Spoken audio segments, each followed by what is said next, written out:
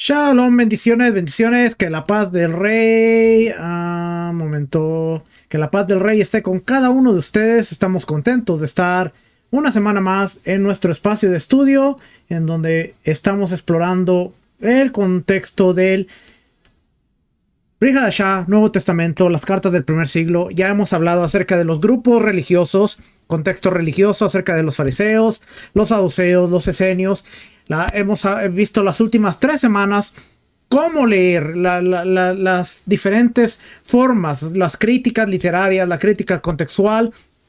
Hoy vamos a entrar un poquito en el tema que tiene que ver con el mundo político y social del Nuevo Testamento o del primer siglo. Para poder entender el documento ya nos dimos cuenta que tenemos que ver quién era la audiencia, a quién le estaba dirigiendo, qué trataba de comunicar el autor. Así es que hoy vamos a leer de esta parte. Dice: el mundo político y social del Nuevo Testamento. Hemos visto que es importante conocer el trasfondo y la visión del mundo, tanto del autor como del público. Por eso hemos visto las últimas 3-4 semanas.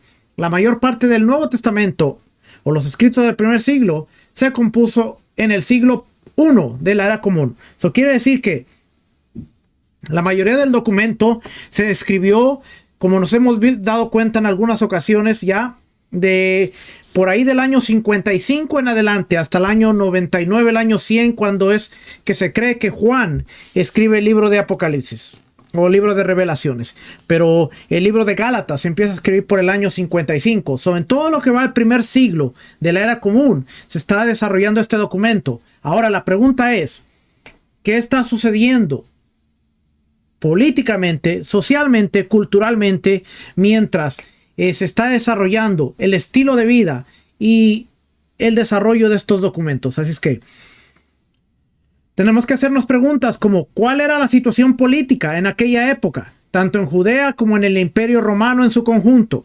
¿Cómo era la vida? ¿Cómo era el mundo social? ¿Y cómo afectaba la proclamación de la fe en Yeshua? ¿Cuál era la situación religiosa entre los judíos? ¿Cuál era el contexto religioso entre los gentiles? Tenemos que pensar que el libro de los Hechos, en sus primeros 10 capítulos, nos está relatando cómo el evangelio se está expandiendo en Judea, en Samaria, pero no han llegado los gentiles. El capítulo 10, cuando viene Cornelio. Cornelio es la primera familia que tiene acercamiento a Yeshua y al reino de Dios. Pero tenemos que ponernos a pensar, ¿quién era Cornelio? ¿Qué estaba poniendo en juego Cornelio al aceptar a Yeshua y aceptar el convenio de Dios? ¿Sabía usted que esto se llamaba traición para Roma? Porque él era un centurión romano, le debía lealtad al César.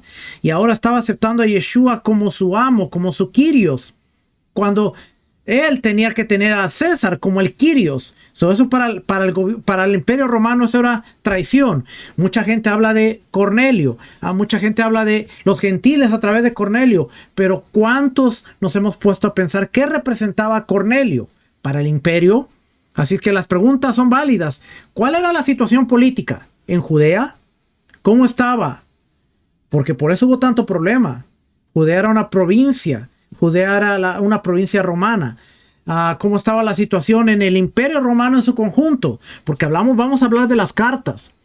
Y tenemos que ver dónde estaba Galacia, dónde estaba Éfeso, dónde estaba Colosas, dónde estaban las ciudades donde Pablo viajaba: Chipre, Antioquía.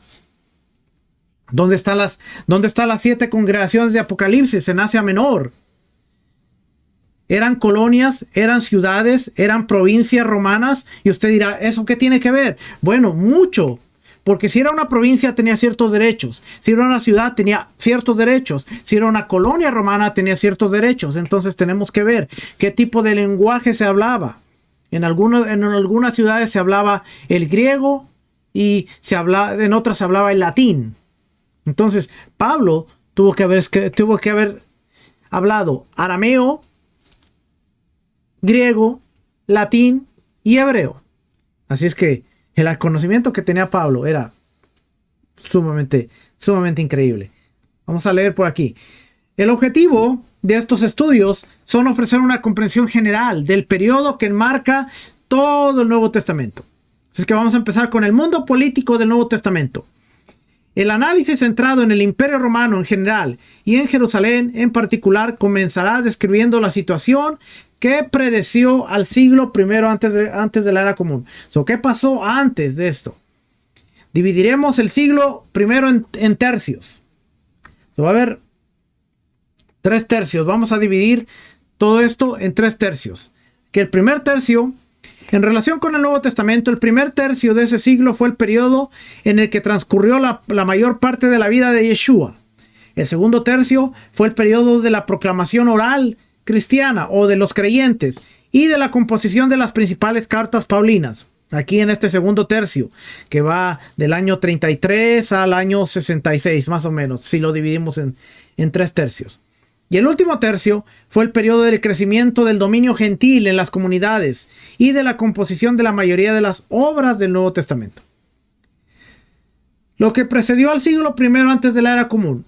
Aunque los contactos comerciales entre las tierras griegas y Judea había existido durante siglos, en el año 332 antes de la Era Común comenzó un nuevo periodo. Tras conquistar Tiro en Fenicia, Alejandro Magno extendió su control sobre Samaria y Judea, hasta entonces bajo el gobierno persa. Se trataba de algo más que una conquista militar, pues ahora los judíos de la zona judeo-siria y rápidamente los de Egipto pasaban a formar parte de una amalgama de civilización griega y oriental que conocemos como el mundo helenístico. Mucha gente habla del mundo helénico, pero ¿cuántos sabían que Alejandro Magno es el que es el precursor, es el que trae todo este movimiento? Y de ahí van a venir los demás, el imperio seleucida. Del año 323 al año 175 antes de la Era Común, dominio de Judea por reyes helenísticos rivales. Tras la muerte de Alejandro, su imperio se dividió entre sus generales, conocidos como los diadochoi. Políticamente, los sumos sacerdotes de Judea se vieron atrapados entre las ambiciosas dinastías de Egipto, los Ptolomeos, y la de Siria, los seleucidas, ambas descendientes de los generales griegos. Aquí ya vemos que aparecen los Ptolomeos y los seleucidas. Durante los primeros 100 años, los Ptolomeos dominaron Judea, gracias a sus buenas relaciones con los gobernantes de Egipto. Una importante familia de mercaderes judíos, los Tobiat, adquirieron importancia en Transjordania, y mediante una política de cooperación política y financiera, los sumos sacerdotes de Jerusalén evitaron la interferencia tolemaica en la región durante la mayor parte del periodo. En Egipto, los judíos se convirtieron en una importante minoría y a principios del siglo III antes de la Era Común, el proceso de traducción de las escrituras al griego, la Septuaginta, ya estaba muy avanzado. La situación cambió cuando, en una serie de campañas del año 223 al 200 antes de la Era Común, el gobierno sirio seleucida Antíoco III humilló a los Ptolomeos y se hizo con el control de toda Judea. Durante este periodo de lealtades conflictivas, los judíos se sintieron perseguidos por los Ptolomeos, como atestiguan las leyendas del libro de Tercera de Macabeos. Al principio, Antíoco, como nuevo señor seleucida, parecía menos opresivo en sus exigencias financieras. Incluso prometió subvenciones para el templo de Jerusalén. Sin embargo, tras la derrota ante los romanos en el año 190 antes de la Era Común, que impusieron una enorme indemnización de guerra, la necesidad de dinero de los sirios aumentó. Bajo el mandato del hijo de Antíoco, Seleuco el IV, del 187 al 175, el general sirio Heliodoro es recordado por haber saqueado el tesoro del templo en Jerusalén. Del 175 al año 63 antes de la Era Común, Antíoco Epífanes y la revuelta macabea y los sumos sacerdotes asmoneos. La situación creada por los seleucidas se agravó bajo el inestable Antíoco IV el Epífanes, 175 al 164. Antíoco procedió sistemáticamente a conseguir la unidad entre sus súbditos, haciendo que todos compartieran la misma cultura y la religión griegas. la venalidad y la ambición de los sumos sacerdotes de Jerusalén, a los que fue cambiando. Sirvieron a sus propósitos, castigó los intentos de resistencia, atacando Jerusalén, masacrando a la población, saqueando el templo, erigiendo una estatua a Zeus en el altar del holocausto del templo. Esto es la abominación desoladora de la que habla Daniel 11:31 y Daniel 12:11. Marcos 13:14. E instalando una guarnición siria permanente en una fortaleza, la Acra, que era en la ciudad. Esta persecución constituyó el contexto del libro de Daniel, que utilizó descripciones de los reyes babilonios del siglo VI antes de la era común para denunciar a los gobernantes sirios del siglo II antes de la era común. En el año 167 estalló una revuelta judía dirigida por Matatías, un sacerdote que vivía en Moedín, al noroeste de Jerusalén. Fue continuada durante un periodo de 35 años sucesivamente por sus hijos, Judas el Macabeo, Jonatán y Simeón. Algunos muy piadosos, los hasidúos, de donde vienen los hasidims. Los hasidúos se unieron a la revuelta con la esperanza de que la victoria pusiera fin a la corrupción del culto del templo por parte de los reyes seleucidas. En una guerra de vaivenes, los sirios siguieron manipulando a los sumos sacerdotes, aprovechándose de su codicia y ansiedad de poder. Y los macabeos se aprovecharon de los cambios internos en la política siria, enfrentando a un pretendiente real contra otro e intentando que Roma se pusiera de su parte. Los momentos claves incluyeron la victoria judía en el año 164, que llevó a la purificación y rededicación, de ahí donde viene Hanukkah, del lugar del altar, el nombramiento de Jonatán como sumo sacerdote en el año 152 y la captura de Acra y la expulsión de la guarnición siria en el año 142. Los macabeos se aprovecharon de los cambios internos en la política siria, enfrentando a un pretendiente real contra otro e intentando involucrar a Roma. La liberación definitiva de los intentos sirios de dominar Jerusalén no llegó hasta la primera parte del reinado del sumo sacerdote Juan Hircano, del 135 al 104 antes de la era común. Hijo de Simón, cuando Roma reconoció la independencia judía, Hircano destruyó el santuario samaritano en el monte Gerizim, magnificando el odio ya existente entre samaritanos y judíos. Su hijo, Aristóbulo, tomó el título de rey. Esta combinación de sumo sacerdocio y realeza sería mantenida por sus sucesores durante los siguientes 40 años, con los intereses políticos del cargo dominando a menudo a los religiosos. Las guerras emprendidas por Alejandro Janeo de 103 al 76 ampliaron la frontera del reino. Disoluto y cruel, llegó a crucificar a sus enemigos judíos. Oiga bien, este es Alejandro Janeo, él era judío. Dice, llegó a crucificar a sus enemigos judíos. Le sucedió su viuda Salomé Alejandra y posteriormente sus dos hijos, Hircano II y Aristóbulo II, cuyas disputas por el poder abrieron el camino a la intervención romana en la persona de Pompeyo, que entró en Jerusalén y en el templo en el año 63 antes de la era común. A efectos prácticos, los romanos se convirtieron entonces en los gobernantes del país, aunque actuaran a través de sumisos, sumos sacerdotes y reyes suelos. Pregunta: ¿cuántos de nosotros nos hemos dado la tarea de investigar todo este tipo de cosas? Porque este es el contexto. No me he salido de la línea de enseñanza que estamos trayendo. Pero mucha gente habla de Hanukkah. No, eso es pagano.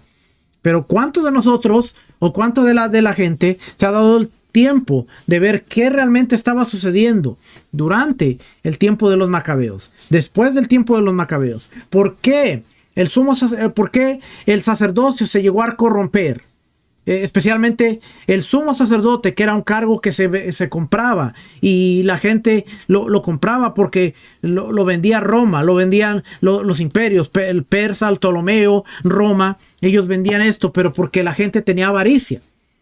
Porque llegó un momento que los encargados de dirigir a la nación perdieron de vista el objetivo, y ahora para ellos valía más el poder que la posición de servir al Señor. Entonces, en todo este mar que se está manejando desde la guerra de los macabeos hasta el año 63, cuando viene Pompeyo.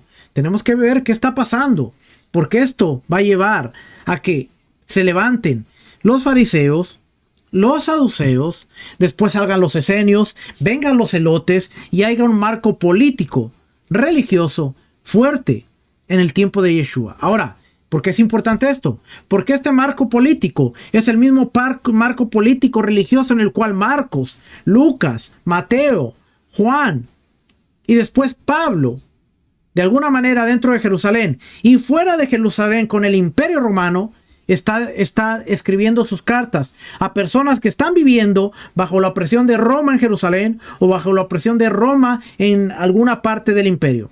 Así es que es importante estudiar este tipo de cosas, porque cuando Pablo habla una carta específica a Roma y utiliza cierto lenguaje, es para los judíos que viven en Roma y para los gentiles que viven en Roma. Entonces ahora sabemos por qué Pablo está hablando de la manera que está hablando. Cuando Pablo habla a Éfeso, hay ciertas prácticas en Éfeso que él está previniendo a los creyentes y también corrigiendo ciertas cosas. Entonces es importante porque muchas veces queremos ver el evangelio y ahorita lo vamos a ver porque aquí hay un par de ejemplos. Dice aquí, sigue el año 63 hasta el año 4 antes de la era común. Hubo un dominio romano, Herodes el Grande y Augusto. Estos tres personajes están aquí. Herodes el Grande, Augusto y el Imperio Romano. Acuérdense, llegan con Pompeyo y de ahí está el Imperio Romano. Los romanos favorecieron al débil Hircano II frente a Aristóbulo como sumo sacerdote, pero a través del asesinato y el matrimonio, un aventurero idumeo, Antipatro II, emergió con una fuerza importante en Judea. Primero como asesor de Hircano y luego con la aprobación de Julio César como procurador o supervisor por derecho propio. El hijo de Antipatro, Herodes el Grande, cambió hábilmente sus lealtades durante las guerras civiles que siguieron el asesinato de Cesarea, al asesinato del César en el año 44 antes de la era común. En el año 33 antes de la era común, gracias a la brutalidad y a un rápido matrimonio con la familia Asmonea, se convirtió en rey indiscutible de Judea. Un reinado aprobado y ampliado por Octavio, César Augusto, en el año 31-30, considerado con desprecio por muchos súbditos judíos como un judío a medias. Herodes simpatizaba claramente con la cultura greco-romana. Su reinado se caracterizó por grandes proyectos de construcción, entre ellos la reconstrucción de la antigua capital del reino del norte Israel, Samaria, convertida ahora en Sebaste, la ciudad portuaria Cesarea marítima en honor al César, y en Jerusalén la fortaleza Antonia en honor a Antonio.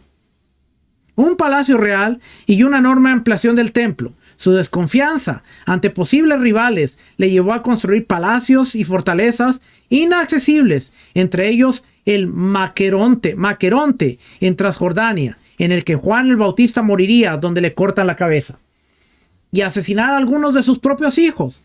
La crueldad brutal, de hecho, la locura virtual de los últimos años de Herodes dio lugar al relato de Mateo sobre la voluntad de este rey de masacrar a todos los niños varones de Belén de hasta 2 años como parte de su deseo de matar a Yeshua. Ahora entendemos que este hombre perdió un poquito la cabeza, asesinó a sus hijos.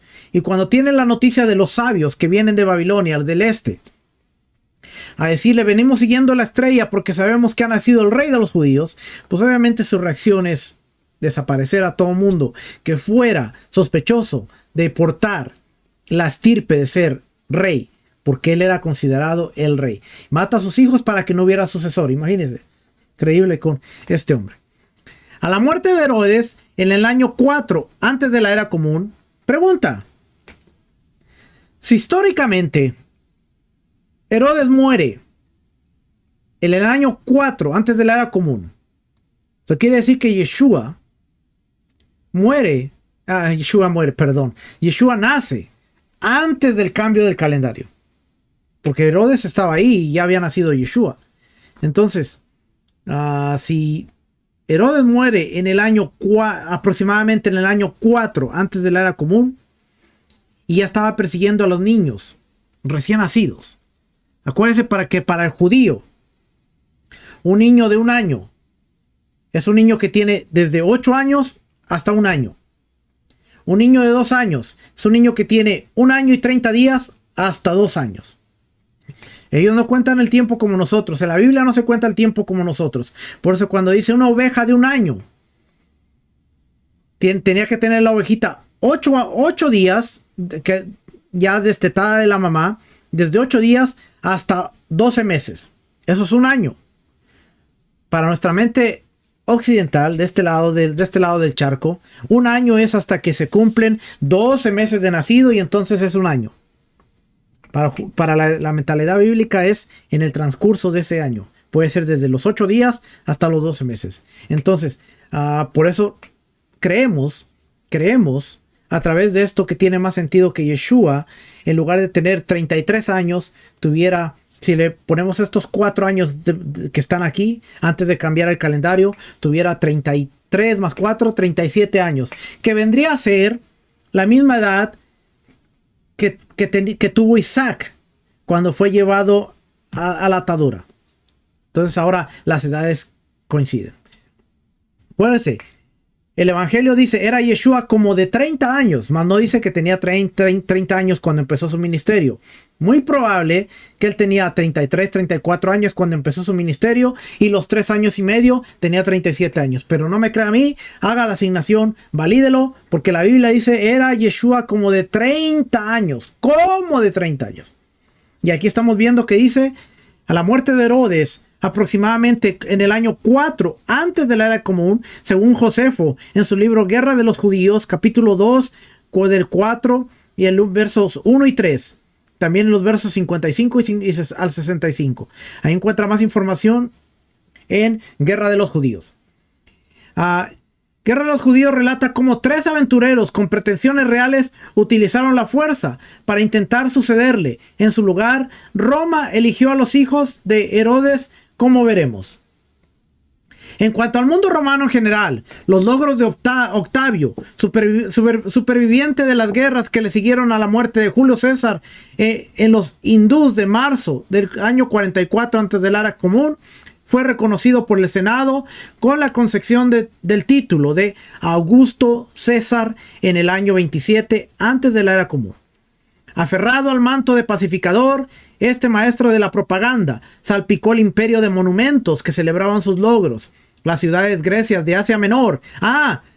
Las ciudades griegas de Asia Menor adoptaron su cumpleaños como primer día del año. De hecho, una inscripción de Halicarnaso le llamaba, oiga bien, esto es importante porque estamos viendo el contexto. Augusto César, las ciudades griegas de Asia Menor adoptaron su cumpleaños como primer día del año. De hecho, una inscripción de Halicarnaso le llamaba Salvador del mundo a Julio César. Augusto César, no Julio César. Augusto César se le llamaba el Salvador del mundo en las ciudades de Asia Menor. Ahora, ¿dónde va Pablo a hablar de Yeshua como el Kyrios, como el Señor, como el Salvador del mundo, como el Hijo de Dios? ¿Acaso no va a las ciudades de Asia Menor, en donde 27 años antes del nacimiento de Yeshua ya se le conocía a Augusto César como el Salvador del mundo? Ahora, fíjense lo interesante, porque lo que vamos a leer ahora aquí dice, el altar de la paz de Roma, dedicado a los logros de Augusto, formó parte de la creación de su mística. El relato de Lucas, de la infancia, Lucas 2:11, porque os ha nacido hoy en la ciudad de David un Salvador, que es el Mesías, el Señor. Y en el versículo 14, gloria a Dios en las alturas y en la tierra paz entre los hombres a quienes Él se complace. Pregunta. Ahora voy a sacarlo lo de Rico Cortés, mi maestro. Pregunta. ¿Cuántos de ustedes se habían puesto a pensar en un mensaje contracultural, cuando hay un hombre, Augusto César, que se dice es el salvador del mundo y es el que provee la paz, y ahora viene Lucas escribiendo un evangelio de los eventos que ocurrieron cuando los ángeles dicen gloria a Dios en las alturas y en la tierra paz entre los hombres a quienes se le complace, porque unos versículos antes dice hoy ha nacido, porque os ha nacido hoy en la ciudad de David un Salvador, que es el Mesías, el Señor. No es César, no es Augusto, es Yeshua. Augusto no es el Salvador del mundo, es Yeshua el que nació hoy, el Hijo de Dios, el Salvador del mundo. Ahora es donde la cosa se empieza a poner interesante, porque ahora el Evangelio, el Evangelión, va a chocar con no es César, no es el que provee la paz. Ahora Dios ha mandado a su mensajero, Dios ha mandado a su Hijo para que Él sea el Salvador del mundo.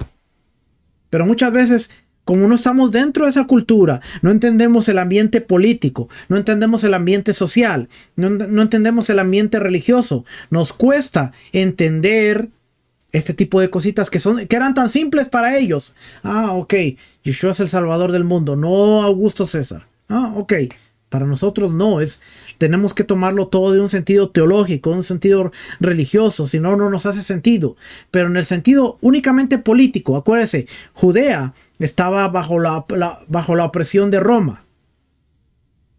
Ahora, como que todo esto hace un poquito más de sentido, ¿va? Vamos a seguir por aquí. Entonces dice, ángeles cantando, la paz en la tierra y la resonante proclamación, os ha nacido hoy en la ciudad de David un Salvador, que es el Mesías, que es Mesías y Señor. Ahora, fíjese, si nosotros vamos aquí a la palabra, vamos a 2:11, porque os ha nacido hoy en la ciudad de David un Salvador, que es el Mesías y Señor. Si nosotros vamos aquí a esta palabra,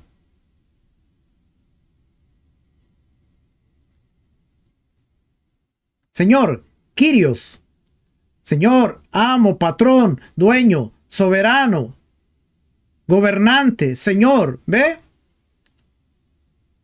Si abrimos algún recurso, déjeme ahorita que salga aquí uno.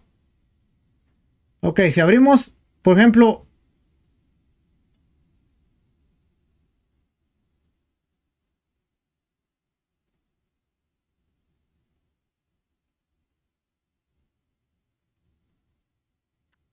vamos a leer este.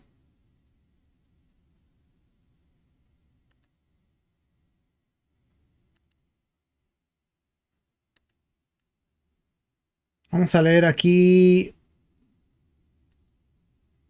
para no leer mucho. Yo siempre digo no voy a leer mucho. El sustantivo Kyrios, amo, representante legal, señor, se formó en el siglo IV, antes de la era común, a partir del adjetivo sustantivado a Kyrión, amo de, que tiene autoridad, soberano, del que apenas se distingue la primera acepción de este adjetivo, que es tener poder, gusto por el poder, hermoso e irresistible. Ya se trate de autodominio, de señor de una ciudad y gobernarla, de política exitosa y sobre todo de ser cabeza de una hacienda. Mi madre ya no tenía poder, Kiria, sobre sus bienes para dármelo lo que ella hubiera querido. El segundo significado es decisivo, regular, importante, principal, lo más alto de todo. Ahí está la forma de Kyrios. Y como puede ver aquí, Kyrios realmente es Kyrios, amo, señor, señor, amo, de tomar posesión, de poseer. Eso es Kyrios. Por eso le digo, familia, tenemos que entender todo este tipo de cositas, porque cuando no las estudiamos, ahora hace más sentido. Os ha nacido en la ciudad de David el Mesías y el Kyrios, porque 27 años atrás se le había dado el título a Augusto César como el Kyrios, como el Salvador del mundo.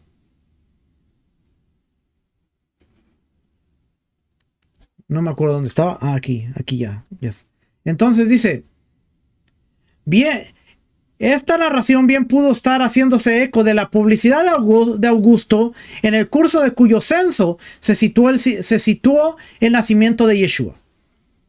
Cuando Augusto comenzó su gobierno, Roma era una república. Poco a poco fue adquiriendo un imperium, el poder administrativo supremo, más permanente, hasta que se le concedió de por vida con derecho a vetar los decretos del Senado.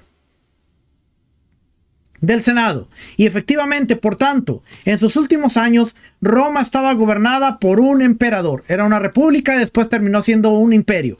Parte de la expansión política de su autoridad fue la creación de nuevas políticas en los territorios controlados por Roma. Provincias imperiales directamente responsables ante él y no ante el Senado, como en épocas anteriores. El primer tercio de los 100 años donde se escribió el Nuevo Testamento, aunque este puede considerarse el periodo de la vida de Yeshua, él nació un poco antes de la muerte de Herodes el Grande, en el año 4 antes de la era común. ¿Ve lo que le decía hace rato? Tras la muerte de Herodes, Augusto repartió el reino entre 3 de los hijos de Herodes, en las 2 zonas que más afectaron a la vida de Yeshua. Arquelao se convirtió en el etnarca de Judea, Samaria e Idumea, mientras que Herodes Antipas pasó a ser tetrarca de Galilea y parte de Transjordania. El gobierno de Arquelao fue aristocrático y suscitó el odio de sus súbditos hasta el punto que enviaron una delegación a Roma para pedir su destitución. Estaba loco el hombre. Una situación que algunos piensan que se hace eco de la parábola de Lucas 19:14. Pero sus ciudadanos lo odiaban y enviaron una delegación tras él diciendo: no queremos que este reino sobre nosotros. Ahora Yeshua está usando una parábola que se cree que pasó en la vida real con este loco de Arquelao. Ahora tiene sentido, y también tiene sentido cuando nosotros leemos la Biblia y vemos pasajes como, por ejemplo, yo espero que con todo esto la Biblia haga sentido. No quiero llenarle la cabeza de información, sino que cuando usted lea la Biblia, usted diga: ahora entiendo el contexto de la Biblia, entiendo el mensaje de la Biblia, y hace más sentido esto. Mateo, fíjese lo que dice Mateo.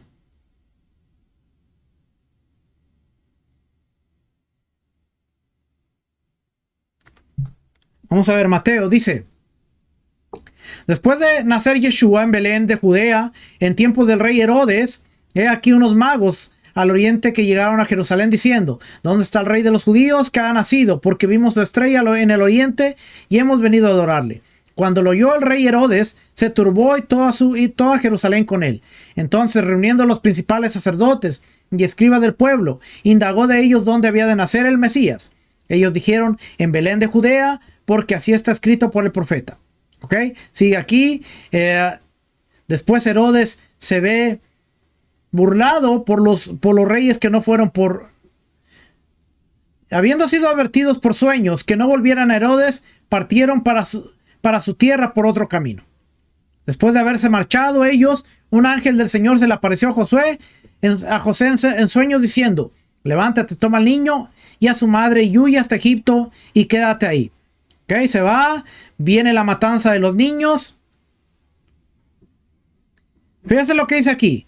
Pero cuando murió Herodes, he aquí un ángel del Señor apareció en sueños a José en Egipto diciendo: levántate, toma al niño y a su madre y vete a la tierra de Israel, porque los que atentaban contra la vida del niño han muerto. Herodes.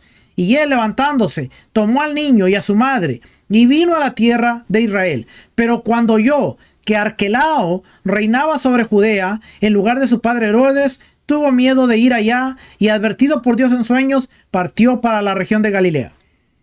¿Cuántos nos hemos puesto a pensar? Nos hemos detenido y nos hemos puesto a pensar y decir: ¿por qué José temió al oír que Arquelao estaba gobernando en lugar de Herodes? Herodes murió y ahora Arquelao. Pero si volvemos a la parte que yo estaba leyendo, que la estoy buscando por aquí. tantas cosas abiertas aquí. Si volvemos a esta parte, nos vamos a dar cuenta que dice aquí: Augusto, César Augusto, repartió el reino entre 3 de los hijos de Herodes. Y en las 2 zonas que afectaron a la vida de Yeshua, Arquelao se convirtió en etnarca de Judea. ¿Qué es un etnarca? ¿Se ha puesto a pensar usted qué es un etnarca? Bueno, ahora tenemos una gran herramienta aquí en Logos. Si yo le pongo etnarca, ahora me dio una idea. Del griego etnarjes, nación y gobernador. Era el gobernador de una nación o un pueblo, y por extensión el gobernador de una provincia. Entonces ahí era una provincia romana. Podía ser político o religioso o ambas cosas. Etnarca, literalmente jefe, un título político de jefe del pueblo, más contundente, denominado a un monarca dependiente o al líder de la comunidad judía semiautónoma en Alejandría. Se ha propuesto significados adicionales para etnarcas sin nombre bajo el rey Aretas en Damasco. Después está lo que es el tetrarca. Tetrarca en el griego clásico, con referencia al gobernador de una cuarta parte de una región. Era una cuarta parte. Se aplicaba especialmente a los gobernantes de 4 regiones de Tesalía. Los romanos se lo daban a cualquier gobernante de alguna provincia oriental. Un gobernador era un oficial a cargo de Damasco, con una guarnición bajo Aretas IV, rey Arubia. ¿Ve?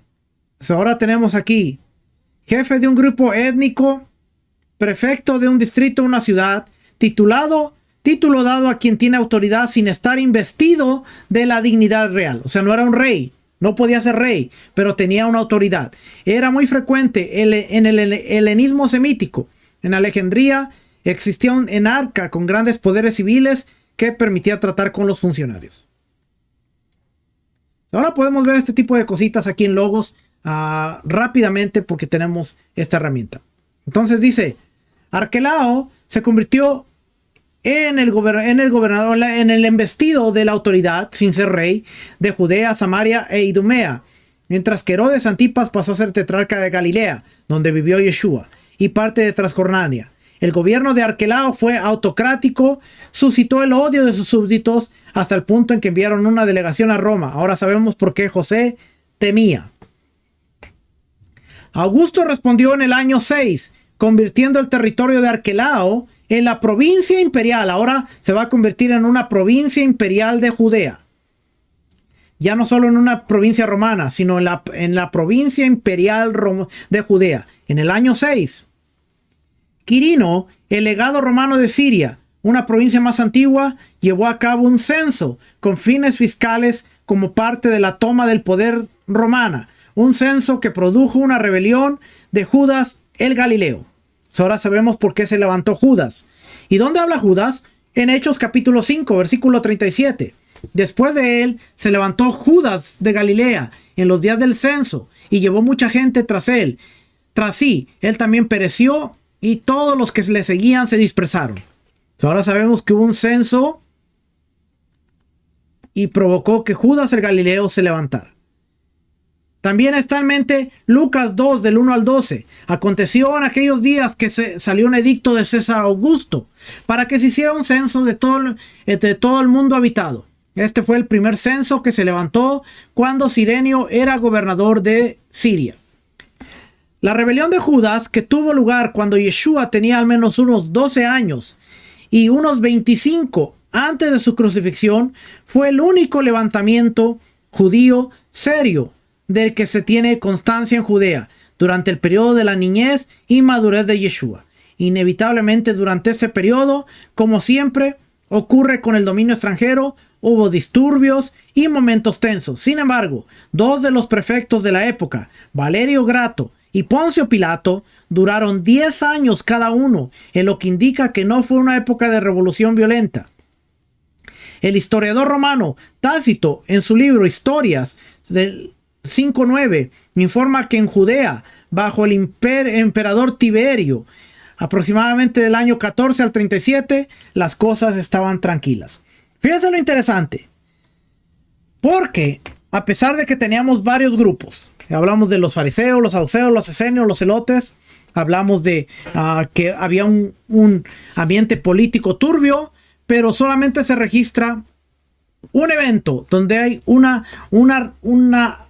alza, una revolución, y es en los días de Judas el Galileo, cuando aproximadamente Yeshua tenía 12 años. En todo el tiempo desde que Yeshua nace hasta su crucifixión, no hay ningún evento, no hay ninguna revolución aparte de esa, solamente una, y no hay registros de nada más. Eso quiere decir que fue un tiempo pacífico. Fue un tiempo en donde, aunque había un dominio romano, aunque los judíos estaban molestos, aunque había diferentes grupos, la paz se mantenía. Poncio Pilatos y Valerio Grato duraron 10 años cada uno. Y eso solamente era posible cuando la región donde ellos estaban estuviera en calma. De lo contrario, o eran removidos, o ellos se corrompían, o como Arquelao, eran quitados. Pero quiere decir que durante el tiempo de Poncio Pilatos había paz. Imagínense, y estaban todos estos grupos y no se podían llevar entre sí y todo, pero había paz. Hoy no voy a hacer el comentario. Me voy a resguardar el comentario. Esto era entonces la Judea de la madurez de Yeshua.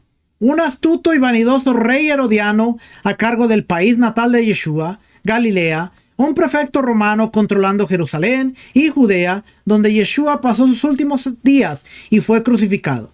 Tanto Filón, en su obra Gayum 38, en el número 300, como en el Nuevo Testamento, Lucas 13:1, en esa misma ocasión había ahí algunos que le contaron acerca de los galileos, cuya sangre Pilato había mezclado con la de sus sacrificios.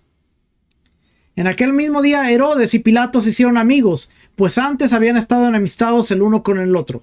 Nos dicen que las relaciones entre Herodes o los príncipes herodianos y Pilato no siempre fueron fluidas. Algunos años después de la muerte de Yeshua, el severo uso de la fuerza por parte de Pilato para reprimir un movimiento religioso samaritano provocó la intervención del legado romano en Siria, que envió a Pilato a Roma en el año aproximadamente 36. Los 4 años del reinado del emperador Calígula, otro hombre que era tremendo, del año 37 al 41, tuvieron un aspecto aterrador para los habitantes de Jerusalén, ya que intentó hacerse erigir en el templo una estatua que lo divinizara.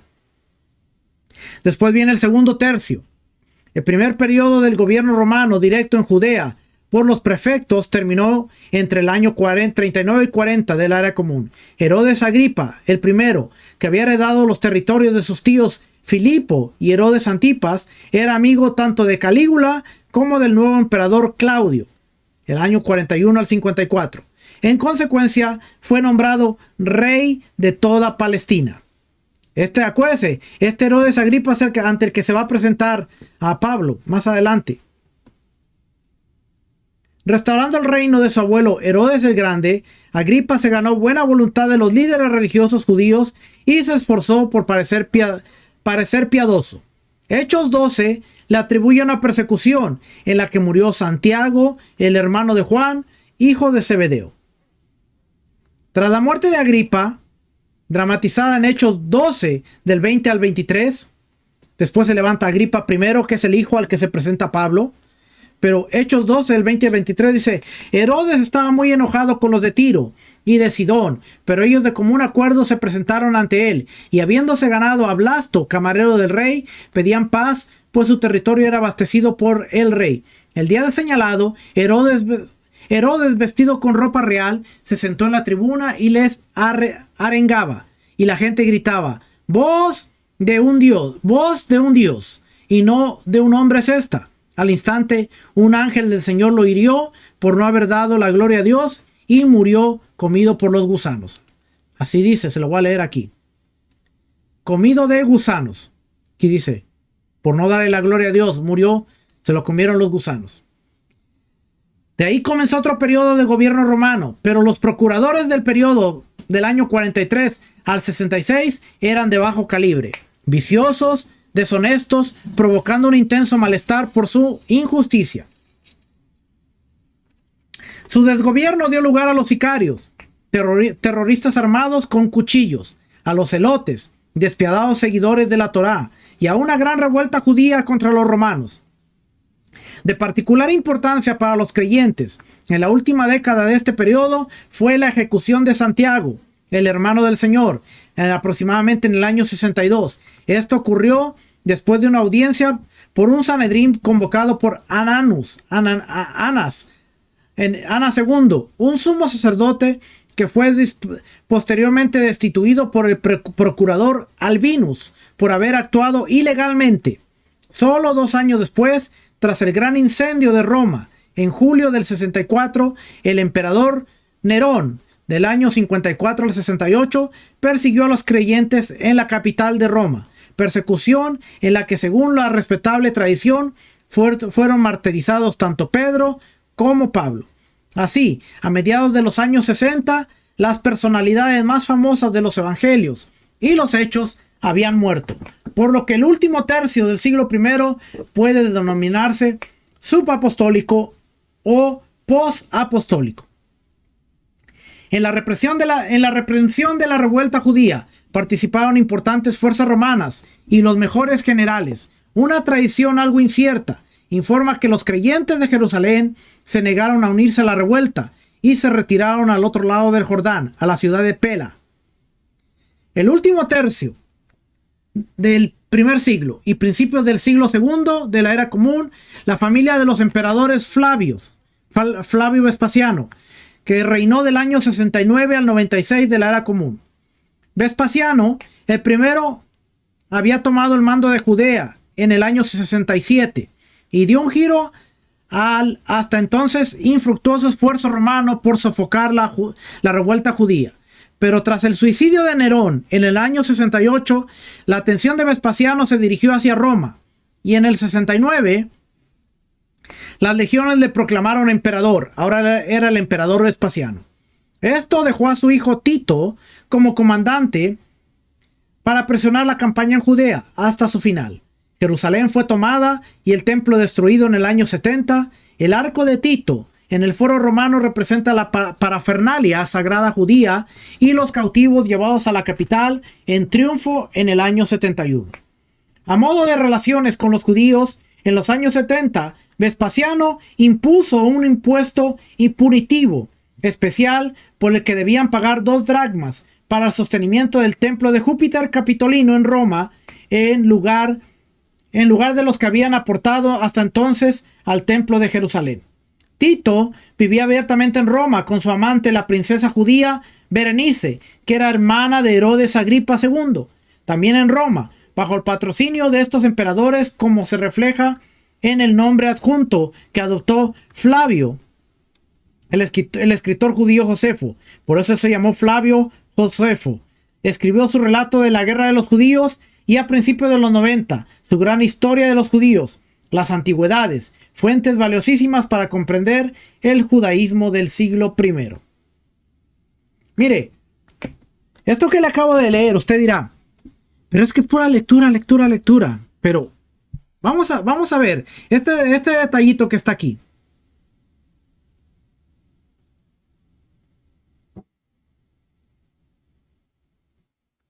No sé si Logos me lo dé. Vamos a ver. Si me acuerdo, se llama Fiscus Judaicus. Voy a ver si me lo da antes de compartir la pantalla.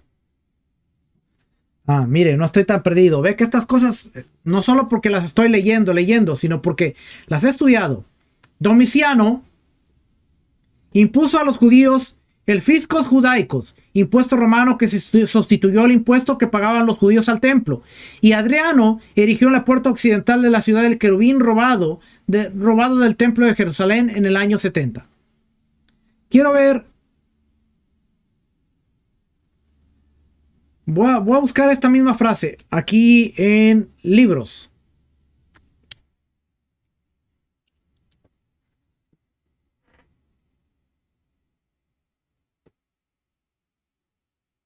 Porque yo tengo un libro,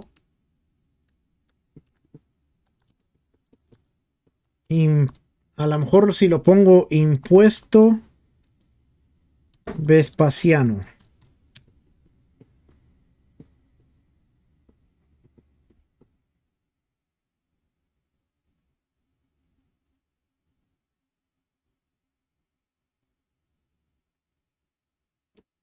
No, no me sale aquí.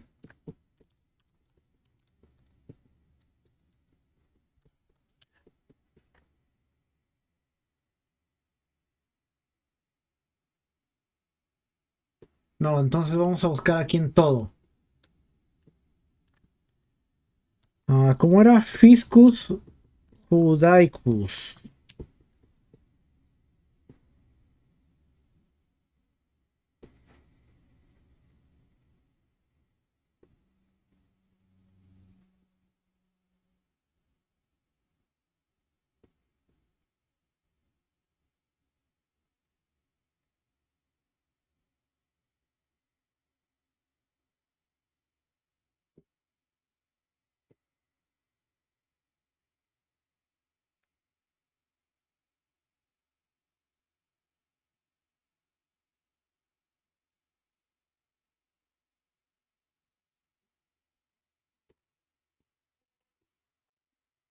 Aquí hay mucha información, pero estoy buscando algo en específico.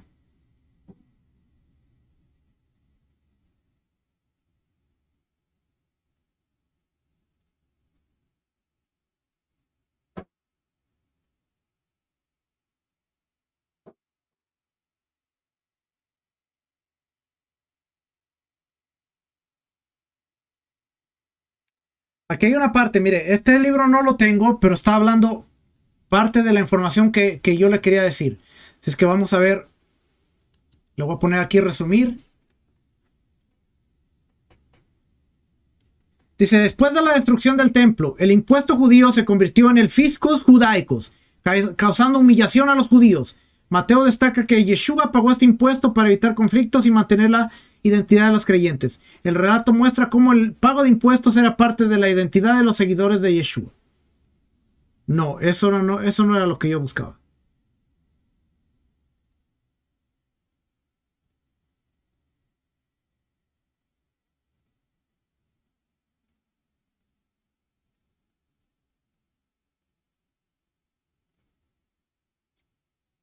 Los hebreos no celebraban solo con la oración y el descanso del Shabbat, guardaban además otras muchas fiestas, cada una de ellas era una conmemoración de su historia.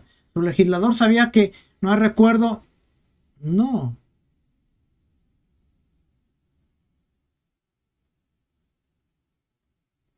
Bueno, ahí ya me está hablando de otra cosa. Se lo voy a resumir. Que eran fiscos judaicos, se le aplicaba a los judíos. Y entonces, este fiscos judaicos va a ser el detonante para que la separación de los caminos, de los creyentes en el Mesías y de los judíos se separen aún más. Estudie la historia.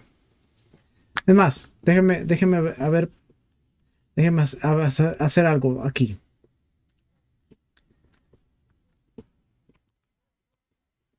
Déjeme buscar la información. Yo tengo un libro ahí que se llama.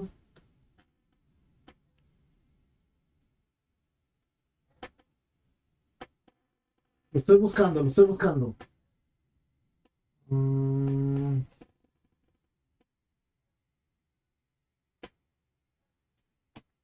no lo tenía en el programa.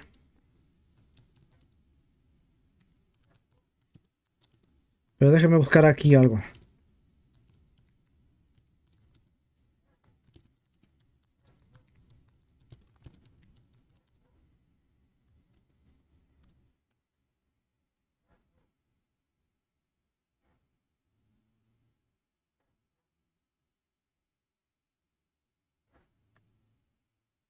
Ok, aquí me está dando la información que quiero.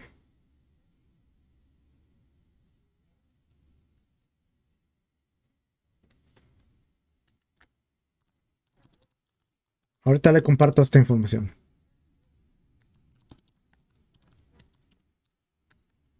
Ok. Entonces, si nosotros vamos aquí. Y aquí donde dice...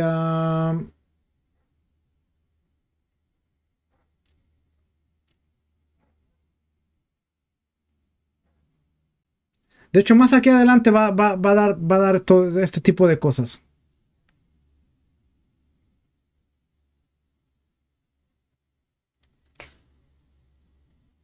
Aquí donde dice 2 dracmas, sostenimiento del templo.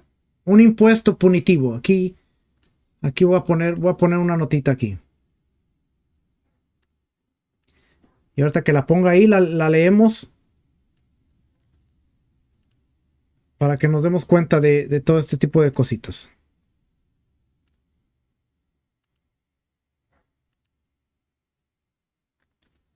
Ok. Ahora sí. Aquí está.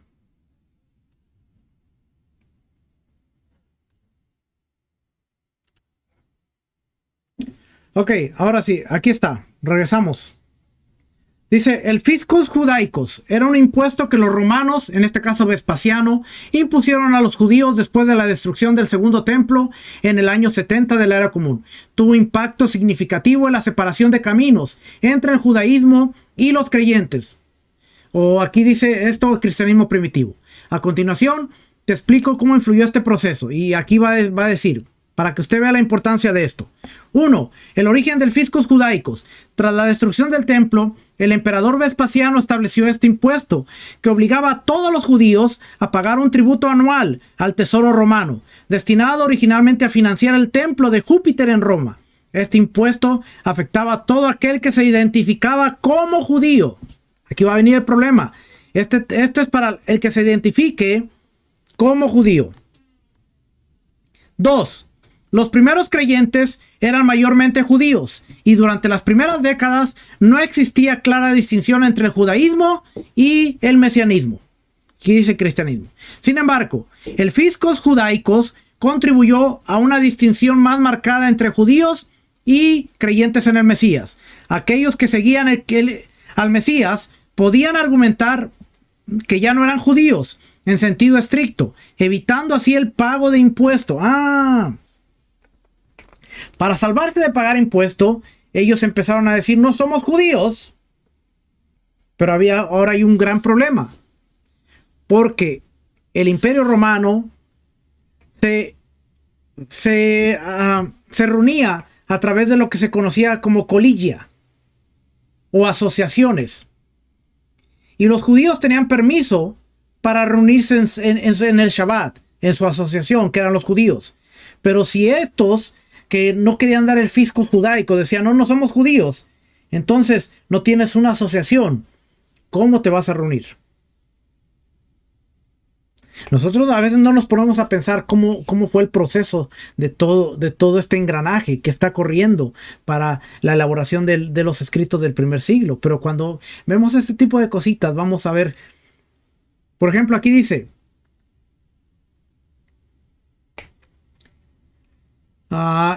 3.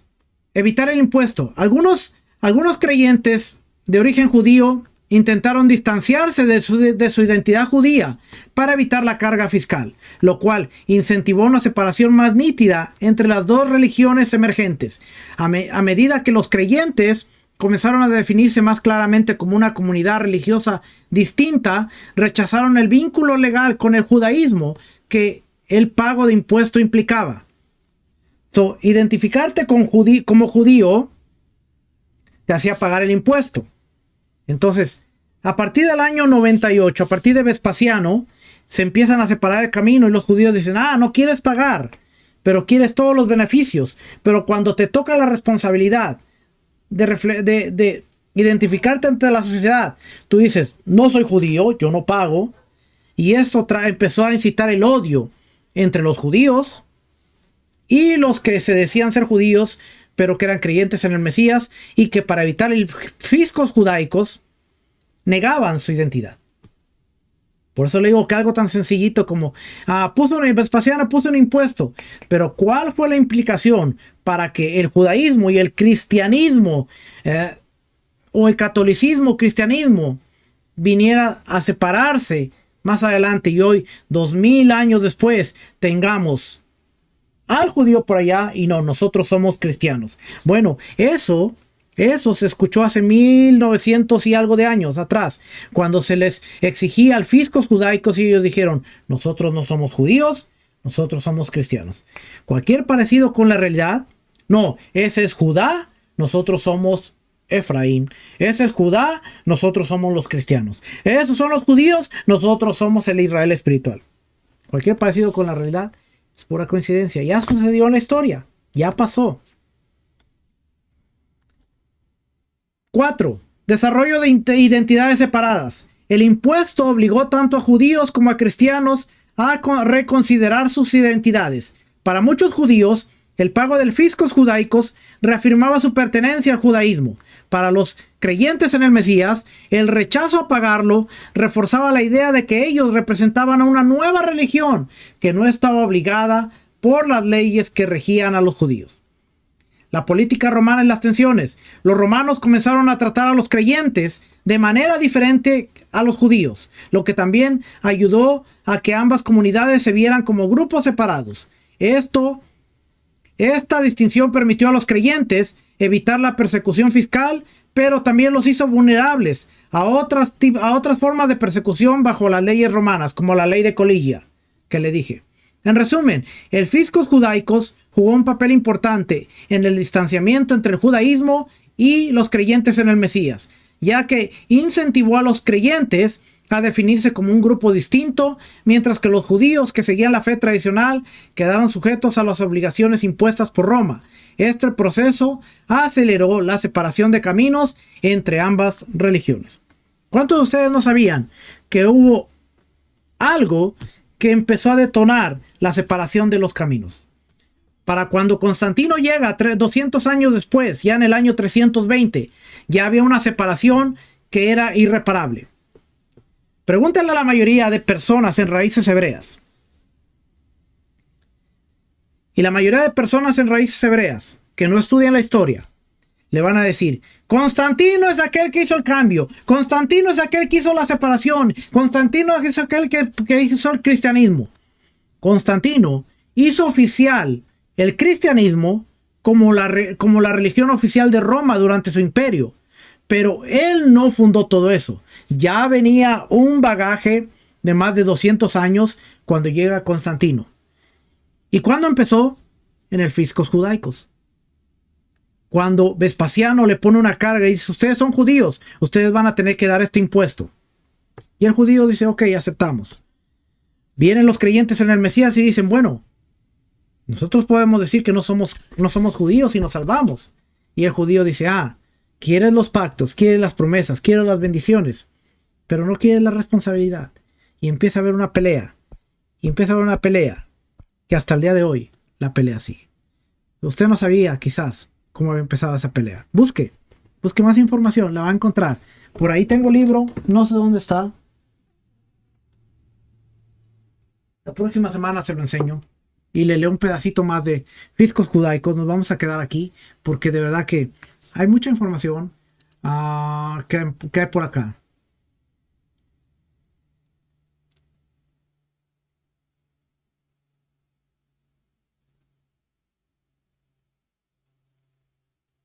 Ahí sigue Vespasiano y vamos a ver acerca de las sinagogas, Adriano. Todo esto es porque ahora que vimos la crítica textual, la crítica documentaria y la crítica histórica, ahora estamos viendo para empezar a entender el documento del primer siglo, conocido como el Nuevo Testamento.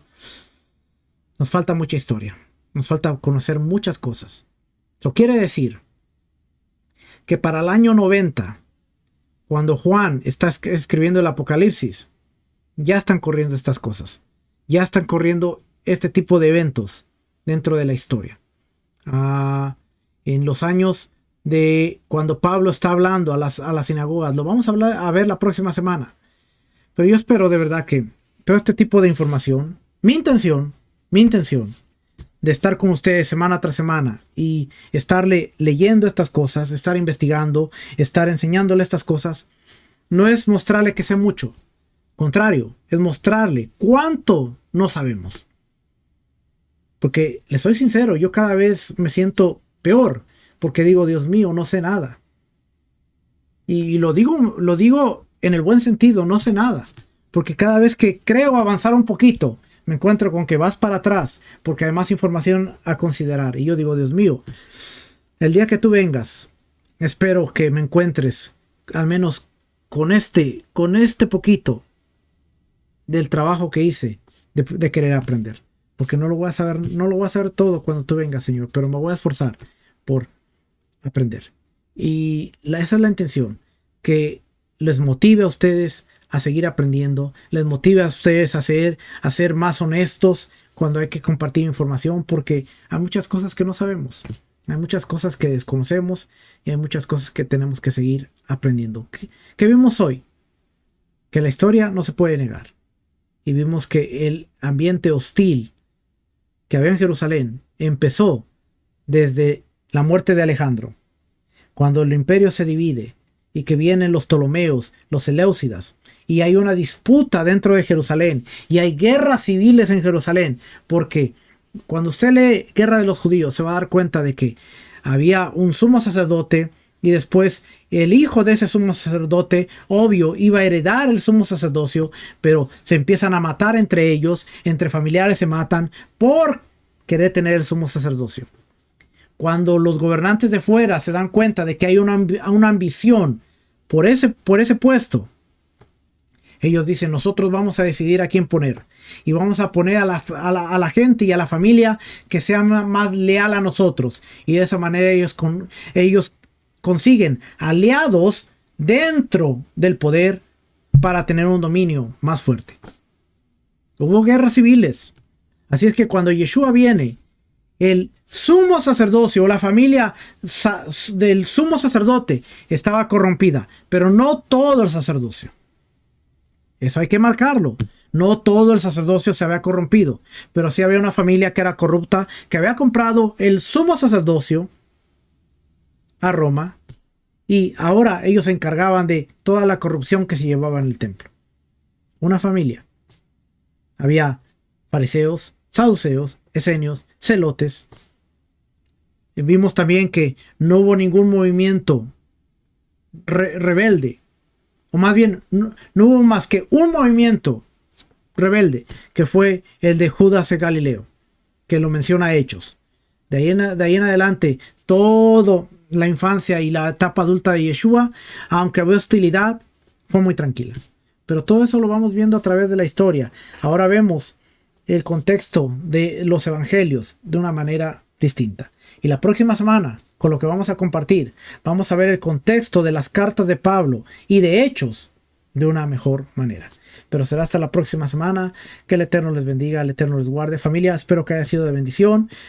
Si le gustó la enseñanza, déjenos su like, comparta. Si no le gustó la enseñanza, déjenos su dedito abajo también. Es válido y tiene derecho a opinar. Cualquier comentario es bienvenido, siempre y cuando se haga con las pautas de amor y respeto, y podemos dialogar y podemos tener una conversación aunque no estemos de acuerdo. Será hasta la próxima semana. Que el Eterno les bendiga. Shalom, bendiciones. Shalom.